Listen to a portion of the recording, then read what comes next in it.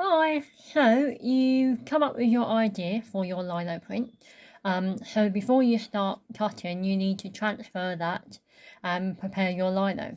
So I'm going to show you a few techniques to get your image onto your lino, whether you're using the traditional lino or the alternatives. And then you'll be ready to start cutting your lino. So keep on watching. So once you've decided on your image, you may need to cut your lino to size. So I want to put this image onto this lino, and obviously it's too big. So I've already marked where I want to cut it. I don't know if you can see my little pencil marks.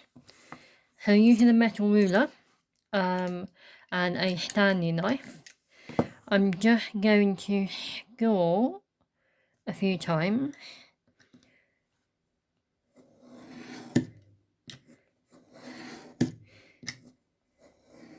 So 3 times, and then I'm just going to fold it like a book, and then holding it upright, I'm going to take my knife again, hold my lino, using that part of the knife, and just cut down the fold. And that's a really easy way of cutting the traditional lino. Now if you're using the alternatives, you don't need to do the fold, you can just cut all the way through because they're softer enough to do that. So I've got my lino cut to size. So now how do I transfer this image onto my lino?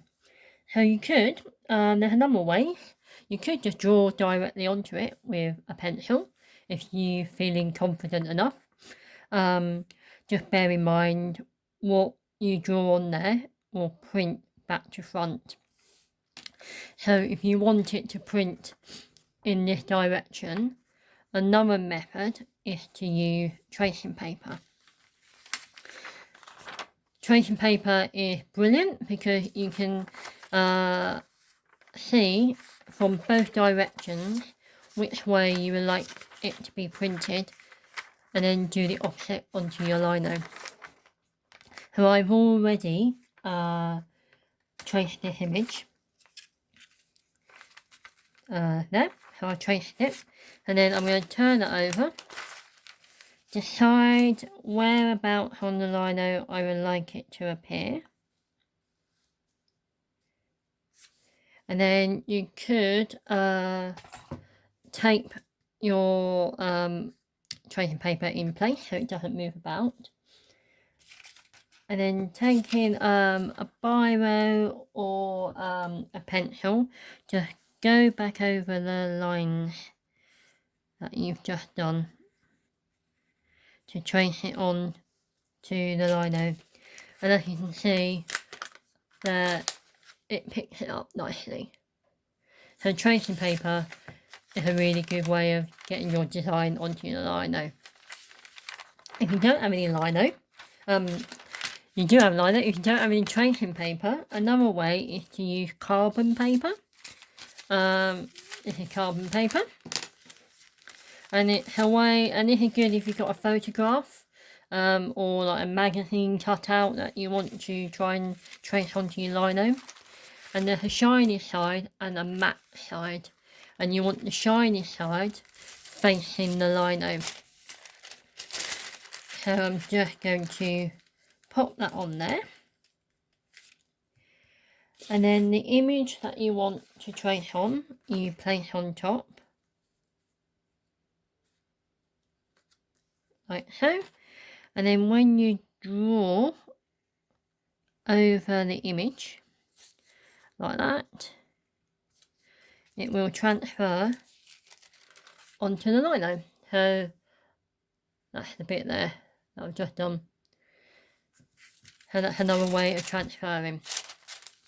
Or if you're technical, good at tech, and you've got a inkjet printer, you can actually print your drawing, your idea out onto paper, and then flip it over so the ink is facing the lino. Line it up, and then just rub with a pencil, just rub the back of the paper, and this will lift off the ink.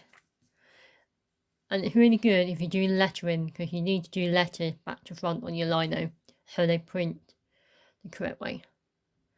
So they are 3 ways of transferring your image onto your lino.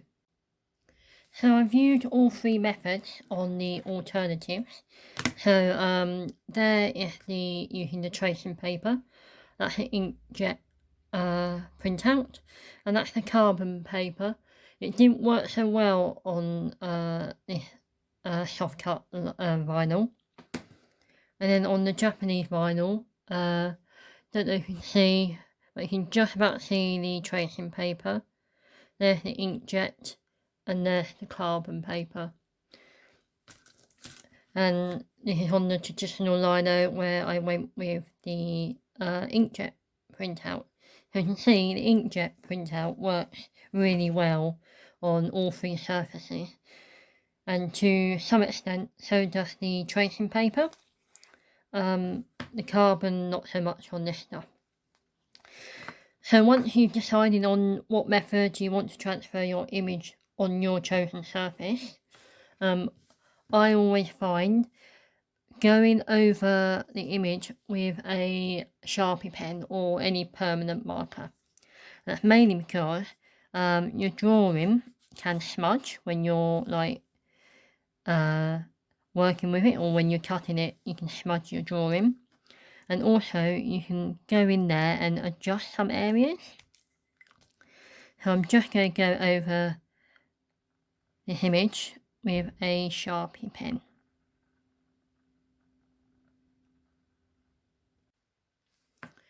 So I've gone round my drawing with a Sharpie pen.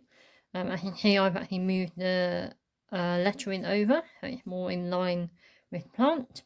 And you can see what the Sharpie pen looks like on the other surfaces. Now at this point, when cutting into traditional lino, because it is grey down the centre, I personally find it really useful to stain my lino, and I do that by using some acrylic paint. So I'm just going to stain it rather than painting it. So all I'm going to do is just put a little blob onto the lino.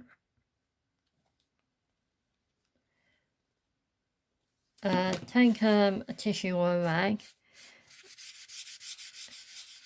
and just rub it into the lino. And then that way, when I cut into it, I'll be able to see where I've cut.